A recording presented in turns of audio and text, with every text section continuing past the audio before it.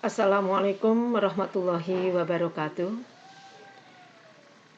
Anakku semua, mahasiswa pendidikan kimia semester 2 Universitas Muhammadiyah Semarang yang saya cintai.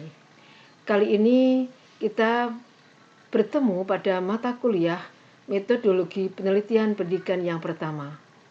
Topik kali ini yang akan kita bicarakan adalah metode penalaran induktif dan deduktif. Metode penalaran ini sesungguhnya sudah dituangkan ada dalam ayat-ayat Al-Quran dengan diawali bahwa kita itu diminta berpikir yang jernih. Itu tuntutan itu sudah ada tertuang di dalam surat An-Nahl ayat 44. A'udzu billahi minasyaitonir rajim. Bil bayyinati was-zubur wa anzalna ilaika dzikra litubayyina lin-nasi ma nuzila ilaihim wa la'allahum yatafakkarun. Keterangan-keterangan mujizat dan kitab-kitab dan kami turunkan kepada Al-Quran agar kamu menerangkan pada umat manusia apa yang telah diturunkan kepada mereka dan supaya mereka berpikir. Jadi di sini adalah kita diminta ketika kita menyampaikan sesuatu, tuntutan untuk kita menyampaikan pada sesuatu yang kita miliki itu kepada orang lain. Jadi kita giving, memberi, menyampaikan yang kita miliki. Tapi kita juga diharapkan apa di sini bahwa kita diminta untuk berpikir dengan jernih. Selalu pada beberapa ayat Al-Quran afala ta'lamun, afala ta'qilun. Itu menurut kita tuh berpikir, merenung. Sehingga apa artinya di sini bahwa kita tuh ketika kita merenung dan berpikir, di situ kita adalah menggunakan berpikir yang jernih, tidak gebabah, tidak tergesa-gesa. Nah, ini ayat Al-Quran ini sudah memberikan suatu pemahaman pada kita bahwa kita itu harus di dalam ada sesuatu yang di lapangan yang muncul atau fenomena yang terjadi itu, kemudian ada kejadian yang ada atau masalah atau apapun juga, itu kita berpikir, diminta berpikir dengan jernih. Kemudian mencari di situ ada apa di balik itu, yang kemudian dari situlah kita akan dituntut untuk menerangkan apa yang kita miliki itu, kita dituntut untuk menerampang, menyampaikan apa yang hasil-hasil yang kita dapat dituntut untuk menyampaikan lagi. Dan ini ada suatu konteks pemikiran bahwa kita itu berpikir itu adalah berpikir yang jernih, yang kemudian dengan baik, sehingga kita dihasilkan suatu pemahaman yang baik pula. Ayat berikutnya dalam surat Al-A'raf ayat 146, Sa'asrifu an ayati alladzina yatakabbaruna fil ardi bighairil haqq wa in yaraw kulla ayatin la yu'minu biha wa in yaraw sabilar rusdi la yatakhiduhu sabila wa yaraw sabilal ghayyi yatakhiduhu sabila dzalika bi annahum kadzdzabu bi ayatina wa kanu anha ghafilin. Aku akan memalingkan orang-orang yang menyombongkan dirinya di muka bumi tanpa alasan yang benar dari tanda-tanda kekuasaanku. Mereka jika mereka melihat tiap-tiap ayatku, mereka tidak beriman kepadanya. Artinya kita tidak boleh sombong. Apa sesuatu ilmu yang kita miliki itu, bahwa kita yakini bahwa kita bisa berpikir seperti itu karena kita ada keimanan kita, ketakwaan kita kepada Allah Subhanahu wa ta'ala. Sehingga kalau kita tidak sombong, maka ketika kita tidak sombong, maka kita akan berpikir bekerja itu memang dalam konteks ibadah, sehingga ketika kita bekerja itu bekerja dengan sungguh-sungguh, kemudian berpikir juga sungguh-sungguh, karena semuanya itu akan dipertanggungjawabkan. Nah, konteks dipertanggungjawabkan inilah yang membuat kita itu berpikir dengan jernih dan bekerja dengan jernih. Nah, ini landasan, tapi masih banyak lagi ayat-ayat yang lain. Lalu pertanyaan kita adalah apa itu penalaran gitu. Nah, penalaran adalah kemampuan manusia untuk melihat dan memberikan tanggapan tentang apa yang dia lihat. Kemudian penalaran juga merupakan kemampuan berpikir cepat, tepat, dan mantap. Tadi di dalam ayat sebelumnya saya sampaikan tadi bahwa kita dituntut berpikir jernih. Ketika berpikir jernih itu tentu kita menggunakan satu kaidah yang ilmiah, yakni cepat, tepat, dan mantap. Dan juga ketika berpikir itu tentu akan menarik suatu agar yang kita sampaikan itu bisa diterima oleh orang lain. Tentu kita akan menggunakan penalaran itu penalaran yang ilmiah. Proses berpikir yang menarik kesimpulan, di mana kesimpulan itu merupakan suatu pengetahuan sehingga orang bisa memahami. Nah, di sini ada 3 hal ini. Aktivitas penalaran adalah kemampuan manusia untuk melihat dan memberikan tanggapan tentang yang dia lihat, juga merupakan kemampuan berpikir yang cepat dan tepat, juga merupakan suatu konsep proses berpikir dan menarik kesimpulan sehingga berupa suatu pengetahuan. Nah, 3 hal ini disebut dengan aktivitas penalaran. Nah, aktivitas penalaran ini dinyatakan dalam suatu bahasa karena kita agar bisa diterima dari orang lain tentu dalam suatu kenyataan bahasa. Kemudian dikembangkan untuk apa? Untuk dikembangkan menjadi suatu pengetahuan. Nah, syarat-syarat kebenaran dalam penalaran. Tujuan melakukan penalaran adalah untuk menemukan suatu kebenaran. Dan kebenaran dapat dicapai jika syarat-syarat dalam menalar itu dapat dipenuhi. Nah, syarat-syarat penalaran itu ada 2. Yang pertama adalah suatu penalaran berdasarkan dari pengetahuan yang sudah dimiliki seseorang akan sesuatu yang memang benar atau sesuatu yang memang salah. Jadi ketika kita itu menalarkan sesuatu itu, maka kita berlaku suatu kebenaran. Mana karena ada benar berarti ada yang salah. Nah, di sini ini karena kita tarik suatu kebenaran, penalaran tentang kebenaran, maka pengetahuan yang dijadikan dasar kesimpulan pun harus jadinya adalah benar. Nah, ada benar itu secara bagaimana yang disebut dengan benar itu? Ada 2 hal yang disebut benar. Yang pertama formalnya, yang kedua adalah materialnya. Formal di sini maksudnya adalah penalaran logika benar dari hasil aturan berpikir yang analitis dan benar. Karena logika benar dari hasil berpikir analitis, maka dihasilkan formal yang itu adalah formal yang penalaran yang benar. Ini dari segi formalnya. Yang kedua dari segi materialnya atau bahannya. Artinya bahan dasar penalaran itu adalah tepat. Jadi 2 hal ini benar secara formal maupun benar secara material. Kemudian penalaran di sini akhirnya dihasilkan suatu pembagian, ada 2 penalaran. Yang pertama adalah penalaran induktif, yang kedua adalah penalaran deduktif. Cara berpikir deduktif adalah cara berpikir induktif adalah metode yang digunakan dalam berpikir dengan bertolak dari hal-hal yang bersifat khusus untuk menentukan kesimpulan yang umum. Jadi khusus menuju yang ke umum. Dalam penalaran induktif ini, kesimpulan ditarik dari sekumpulan fakta peristiwa atau pernyataan yang bersifat umum. Jadi khusus ataupun teori yang khusus menjadi umum. Ini teori-teori dari gejala dimunculkan dari gejala-gejala yang ada. Berikut adalah berpikir deduktif. Adalah suatu metode berpikir yang menerapkan hal-hal yang umum terlebih dahulu untuk seterusnya dihubungkan dalam bagian-bagian yang khusus. Deduksi berasal dari bahasa Inggris deduction yang berarti penarikan kesimpulan dari keadaan yang umum menemukan yang khusus dari yang umum. Saya diilustrasikan adalah suatu umum menuju yang khusus atau menuju ke arah gejala-gejala. Kalau sebuah teori maka menjadi gejala-gejala. Ini penggambarannya, ilustrasi pendekatan deduktif vs pendekatan induktif. Di sebelah kiri adalah dari yang khusus menuju yang umum, deduktif dari yang umum menuju yang khusus sehingga semakin mengerucut. Ilustrasinya adalah seperti ini.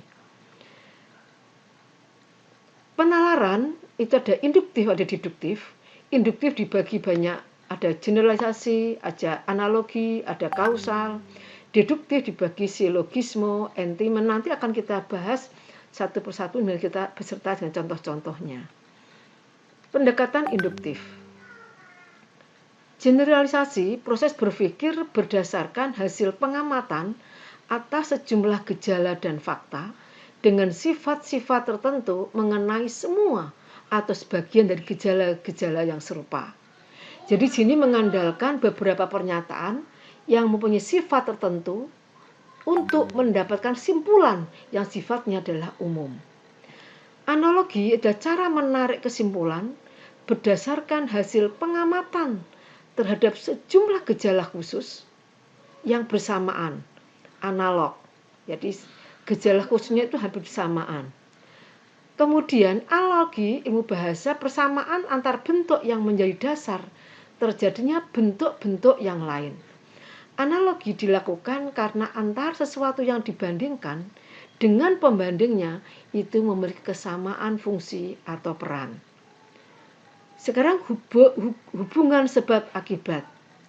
Hubungan ketergantungan antara gejala-gejala yang mengikuti pola sebab akibat, akibat sebab, dan akibat-akibat. Di sini hubungan kausalitas yang diterapkan di mana diperoleh dari gejala yang saling berhubungan. Dan apa? Menghubungkan fakta yang satu dengan fakta yang lainnya. Contoh berpikir induktif, metode berpikir induktif. Jika dipanaskan, besi memuai.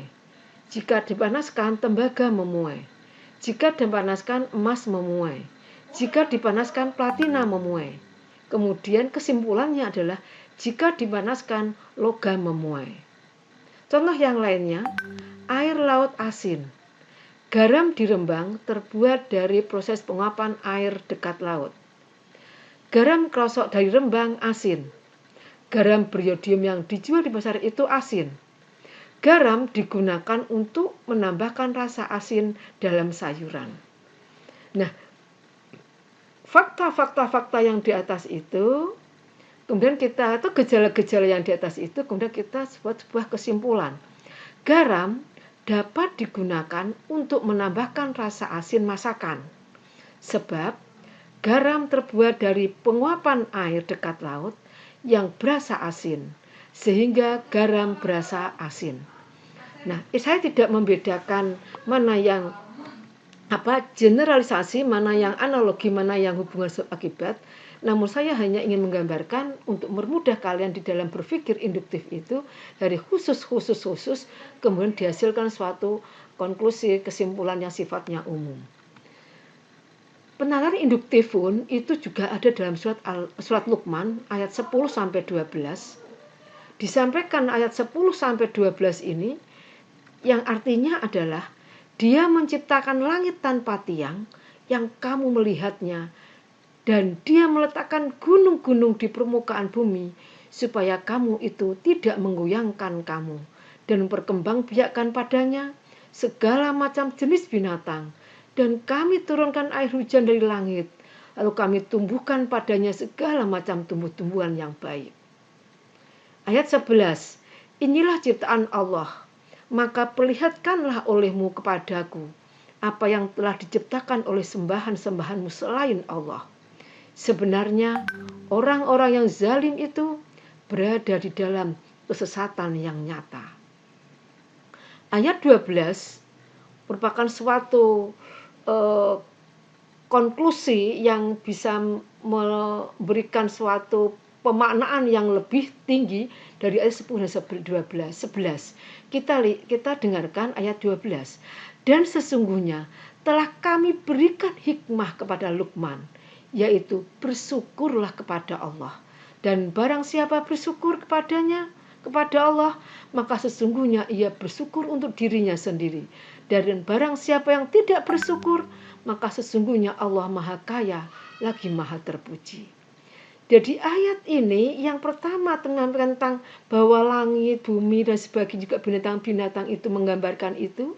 Semuanya itu ciptaan Allah. Dan yang bawah lagi disampaikan dari ayat 11, maka perlihatkan olehmu supaya apa? Yang telah diciptakan oleh sembahan-sembahan, apa yang kamu lakukan itu loh. Apa orang yang zalim dalam kesesatan yang nyata, maka disampaikan bersyukurlah kepada Allah. Maka ayat yang terakhir Walaqad ataina Luqmanal hikmah aniskur lillah wa may yaskur fa innama yaskuru li nafsih wa man kafara fa innallaha ghaniyyun hamid. Jadi kita diminta untuk bersyukur. Jadi itu semua yang diciptakan Allah itu untuk manusia. Kemudian manusia disadarkan masihkah akan menyembah selain Allah. Nah, ini adalah orang-orang yang sesat saja, orang yang menyembah selain Allah. Nah, sampai terakhir itu ini diberikan hikmah itu kepada Luqman dan seterusnya. Ini adalah suatu penalaran induktif. Itu masih ada beberapa ayat-ayat yang lainnya yang itu hanya sebagai contoh saja. Pendekatan deduktif. Pendekatan deduktif adalah suatu penalaran yang berpangkal pada suatu peristiwa yang umum, yang kebenarannya telah diketahui atau diyakini, dan berakhir pada suatu kesimpulan atau pengetahuan baru yang bersifat lebih khusus. Metode ini diawali dari pembentukan teori, hipotesis, definisi, operasional, instrumen, dan operasionalisasi. Penalaran deduktif bisa disebut juga sebagai proses penalaran yang menarik kesimpulan berupa prinsip atau sikap yang khusus berdasarkan fakta-fakta yang bersifat umum.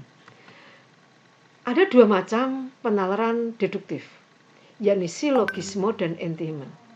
Silogisme adalah suatu proses penarikan kesimpulan secara deduktif.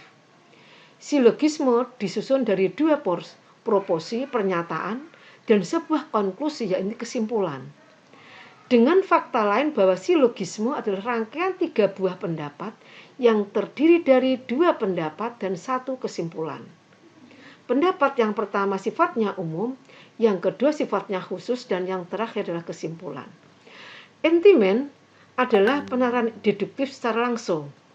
Dengan kata lain, premisnya itu dihilangkan atau tidak diucapkan karena sudah sama-sama diketahui.